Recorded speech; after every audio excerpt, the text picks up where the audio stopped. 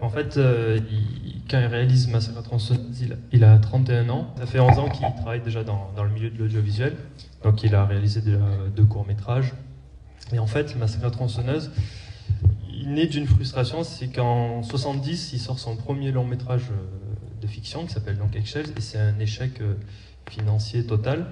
Donc il déprime un petit peu, et donc il se dit, il cherche une idée qui pourrait marcher à moindre coût. Et donc il a l'idée de faire un film d'horreur, mais il ne se prédestinait pas à faire des films d'horreur parce que ses premiers amours sont la comédie, les films qu'on appelait cinéma vérité, et aussi le cinéma expérimental, Knife et tout ça.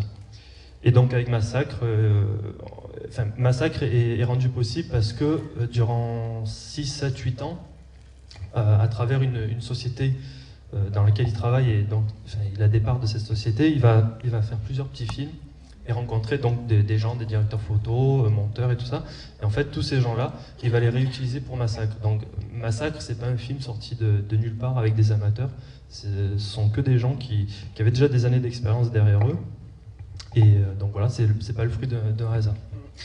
Quand un film doit sortir en France, il passe devant une sous-commission, et si la commission l'interdit au moins de 12, au 16 ou 18, il doit passer devant une commission qui s'appelle la commission plénière. Et donc c'est vrai que la première fois, le film est interdit, complètement interdit. Et donc il y a des petits soucis administratifs qui fait qu'il faut attendre plus d'1 an pour qu'ils reviennent à la commission, bref. Et vu qu'il y avait des soucis avec les distributeurs, parce que, étant donné que le premier distributeur n'a pas pu sortir le film a été vendu à un autre distributeur.